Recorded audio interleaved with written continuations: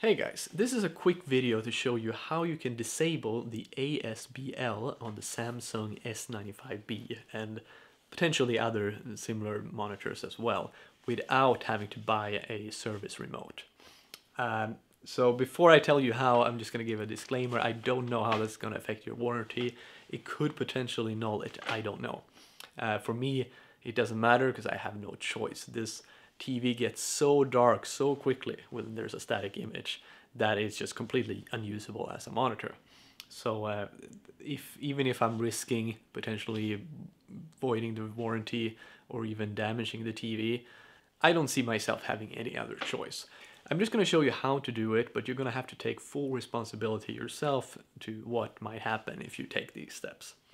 So anyway, you might have heard that in order to do this, you need to order a service remote or an old Samsung remote. And that kind of recommendation really pisses me off because it's not that easy. They always say just order one from eBay for a couple of dollars. And maybe if you live in America, that might be the case, I don't know. But if you're living outside of America, especially here in New Zealand, ordering anything is a pain. And beyond that, it's just so bad for the environment to buy like this huge remote that you're just going to use one time to get into one service menu. So anyway, Samsung does have an official app on the phone called the SmartThings. And a lot of people would think, well, maybe I can use this app for it. Because basically the real problem with the remote that comes with it is that it doesn't have the numbers. And that's why you can't enter the code.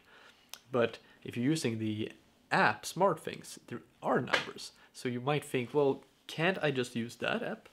So you see there is numbers, but the problem is that they are disabled because the power is off. And that's exactly the problem, because this particular code that everyone is telling you to use, it starts out with you putting in numbers and then finally turning on the TV. And that's a problem because you're not allowed to push any buttons before you've started the TV. And that's why it seemingly doesn't work. But luckily I continued looking into it, and there's one other code you can use. And that code you can do while the TV is on, luckily. So I'm just going to turn on the TV now. Power on.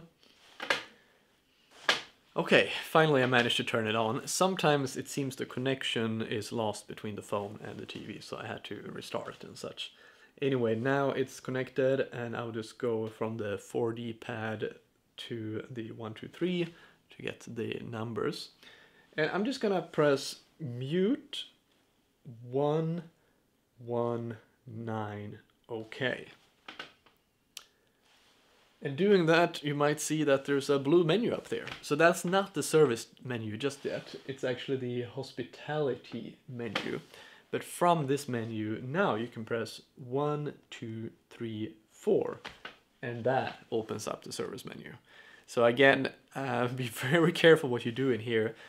And also, I do believe that it will reset all your settings. So be very careful what you do in here. But anyway, if there's a bunch of things that are interesting here, but for now, this video is only about turning off the ASBL. So for that, you just go into Control, QD option,